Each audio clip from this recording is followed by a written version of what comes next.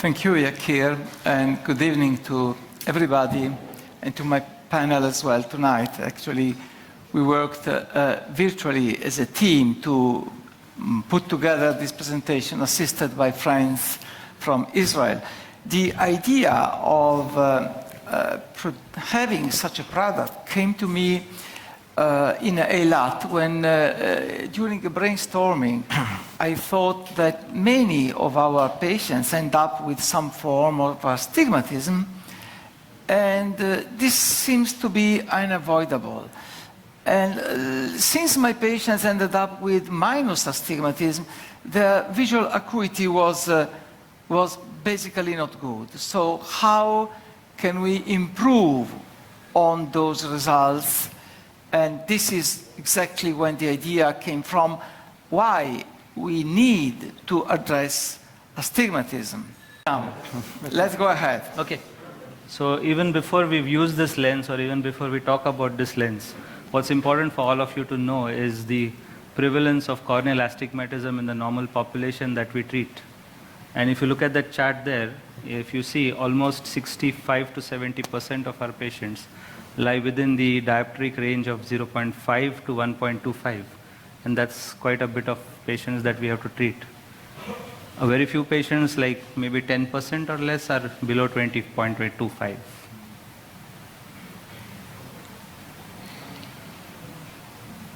Ahead. So going on to the technical specifications for this lens, it's a 11 millimeter diameter lens with a 6 mm optic, 360-degree continuous square edge, everything perfect. What you need to know though is that aspheric lens with toric surface on the anterior plane. What is important to know here is when you implant the lens in your eye or any patient's eye, you need to place it right. You can't flip it upside down. And then you have a huge dioptric range that covers from +10 to +30. It's a hydrophilic lens, UV blocker, refractive index of 1.46, and a capsular bag-friendly lens. So this is what it's really for us. This is the entire range of patients that we are going to get to treat with this lens, and the ones who are going to benefit from the PerfecTor lens. It's almost covers 50% of our population for cataract surgery. And this is worth considering in today's surgery, as we are going to address astigmatism in every patient.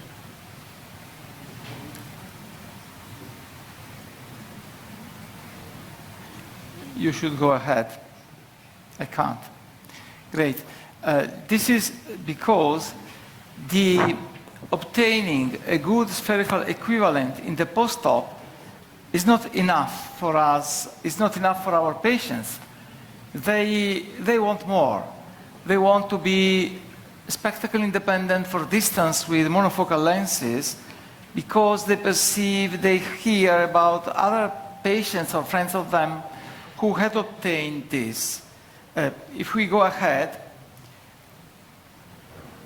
the microincision cataract surgery now allows us to predict the postoperative astigmatism basing on the pre-op topographic astigmatism and considering also the posterior corneal astigmatism. So now we can predict how to use a toric lens with 1 diopter toricity or a spherical lens, and we will discover interesting things in the future. Ahead. So this is what we have been practicing for the last year or so, more than that.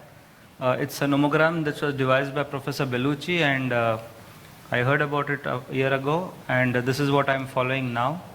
A very few patients who have anterior with the rule astigmatism 0.5, 0.75 and above. It's basically regarding placement of this lens. In most of your patients, we would place it in the horizontal axis, that's the 180. But if you have an anterior with the rule and a posterior against the rule astigmatism, then this lens needs to be placed in the vertical axis. And in all other cases, you can place it horizontally. So this is my first study that includes 31 patients with the PerfecTor and 35 with the spherical IOL. those were unselected.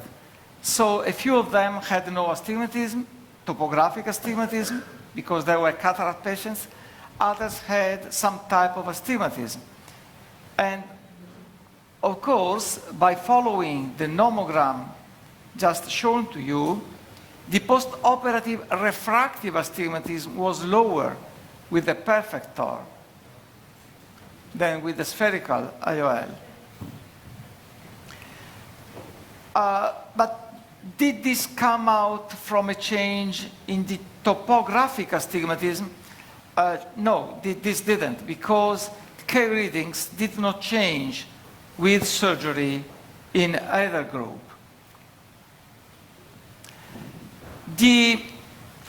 Then I found that the post-operative refractive astigmatism was higher than the corneal astigmatism with the spherical IOL, because most of our patients, they have small or high against the rule astigmatism that's increased by the posterior corneal astigmatism. As a result, the refractive astigmatism is higher than the corneal topographic astigmatism with the spherical IOL, while with the PerfecTor there was a small difference of 0.16 diopters that was not statistically significant. So a first result, we get better results with the PerfecTor in unselected patients than with the spherical IOL.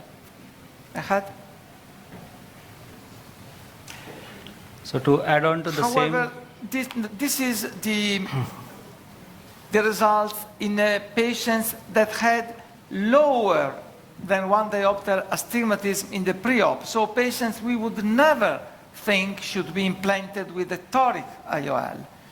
Again, if we compare the post-operative refractive astigmatism, we discover that we did no harm with the PerfecTor. Actually, we improved over the spherical IOL also in this group of eyes that were not candidated to a toric IOL. Yes. This statistic concerns moderate astigmatism between 1 to 2 dioptries. I would like to say that probably astigmatism is one of the most deleterious vision effects what we find, and it's very important to reduce it. And we can see that in this statistic, with this moderate astigmatism between 1 to 2 dioptries, we decrease astigmatism by about 1 dioptries, which is the goal that we want to have with this lens. And PerfecTor is a very good opportunity for us to treat correctly patients with moderate astigmatism who are in current use, often operated with aspheric IOL, standard IOL, and we can bring for them, we can increase their quality of vision if we correct this moderate astigmatism. And so, if we, my decision tree for this moderate astigmatism between 1 and 2 dioptries is very simple, because when you have an astigmatism between 1 and 2 dioptries, EDOF, it's difficult because astigmatism is deleterious. You have first to correct the astigmatism. So. It's very easy to manage this lens, because you don't need online calculator. You only need optic biometry. When you see on optic biometry astigmatism between 1 and 2 dioptries, my choice is PerfecTor. You have the power spherical equivalent written on the paper, biometry. The only question is to choose the axe, and you have three possibilities. If you analyze the different data on the axe, glasses, refraction, and so on, if all the axes are convergent, so you choose the axe. It's axe the more curved, axe K2. If there is small differences between the different axes, you choose the average. But if there are too much differences between all the measurements, it's better to put an aspheric IOL. Similarly to the results that were discussed before, my study is of a much higher number of lenses implanted in the last year or so. And as you see, pre-operative and post-operative results in topographically astigmatism and refractory astigmatism. So that's a bigger study. So that would just justify the use of this lens in almost all these patients who have low diopter cylinders and not counseled for toric lenses. So maybe we can summarize. In fact, my practice will summarize all what you said. In fact, because you have to remember that this IOL takes in charge 1 diopter of astigmatism on the plane of the lens, but in fact, on the plane of the cornea, it's around 0.7. And I think it's very important to reach the emmetropia, and it's much more important if you want to reach the treatment of the presbyopia. So you have to learn to treat the astigmatism with your current patients if you want to reach the presbyopia treatment, because in my practice, for example, more than 50% of my patients need toric multifocal IOL to achieve a good vision. So it's very important to take in your practice this opportunity to implant toric IOL, and that's the first step to improve the vision of your patients. And with the next slide, you can see the change in my practice. In the past, I used a lot of toric IOL for eye astigmatism, and since the launch of the PerfecTor, I can take in charge small astigmatism for two types of astigmatism. First, to improve patients with small astigmatism, because the price is very low, so there is no extra charge for these patients, and it's, as you said, it's better to have no extra charge to implant toric IOL to patients who are not aware about the astigmatism, because eye astigmatism are very well known by the patients, but small astigmatism are not. So when you said you have to implant toric IOL, patients open your eyes and said, what, astigmatism? Nobody talked about me about that. So it's very easy for that. And then the second part is to improve the vision of patients with low astigmatism, and you can take in charge the corneal posterior astigmatism, and the result of the vision will improve with patients who at departure the vision is not so bad and the reflection seems good, but you have to think about this posterior astigmatism. So it's you can play on both sides to take in charge astigmatism or to reduce astigmatism if patients have astigmatism above 1 diopter. And then the second part is to improve the vision of your patient. We will not have the intention at the beginning to propose toric IOL, and maybe the question is there any place for non-toric IOL? Maybe we can think about that, but a lot of patients require toric IOL and for low astigmatism. The only thing I want to add is sometimes it's not too easy to the measurement for the low astigmatism because of the lacrimal tears, but if you are sure about that, of course you can go and improve a lot the quality of vision. So, yes, I would like the concept of this lens is very new, because in fact Hanita had a very interesting idea to create the first premium standard IOL. What that means that better results without financial surcharge. Everybody knows that the first vision defect to correct, to improve quality of vision is astigmatism.